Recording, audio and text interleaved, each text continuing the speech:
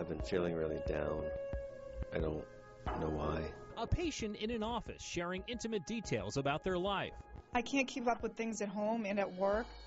I just feel like I have no one to talk to. The doctor listening, asking questions, taking notes. I think of where you go in and you sit down on the couch and tell someone what's going on with your life. A couch, sit down and just tell all your problems.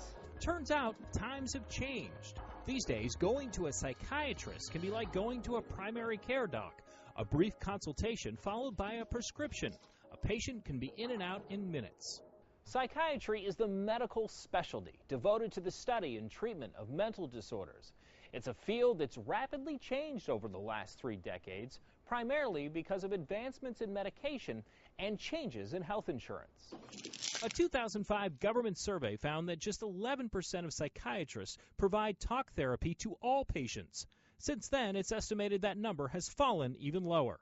An insurance company is going to pay a certain amount of money for a medication visit. So the more medication visits you can do in an hour, the more money you're going to make. Dr. Daniel Carlett operates a psychiatry practice in Newburyport. He is also the author of Unhinged. In the book, Dr. Carlett takes a critical look at his own profession.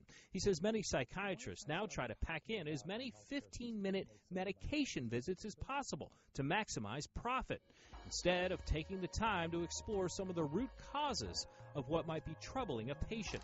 Dr. Carlett agrees antidepressant and antipsychotic meds are more effective than ever, improving quality of life with limited side effects. However, he thinks patients who only receive drug therapy are being shortchanged. Emotional problems are only part biological. They're also part environmental and part social. And so if you're trying to treat these very complex emotional problems people are having purely with a medication, you're not going to be successful. You might get them 50% better, but they're going to need something more. If a patient requests talk therapy, they are often referred to a specialist who is not a medical doctor, like a psychologist or counselor. Insurance companies encourage this because the reimbursement rates are cheaper.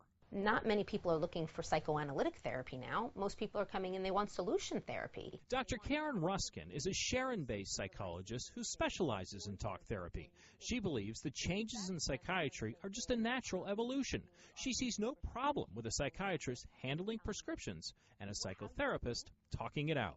By having this separate distinction, it allows the client clarity on what they're working on, and also it allows for the professional to have a true expertise. Clients are looking for expertise, and they're looking for immediate results. Ruskin says in her practice, if one of her clients is on medication, she works closely with the psychiatrist who prescribed it. But Dr. Carlett says in most practices, that is not the case. Everything in my life seems to be falling apart. Psychiatrists who still want to specialize in talk therapy can opt out of insurance or agree to make less money.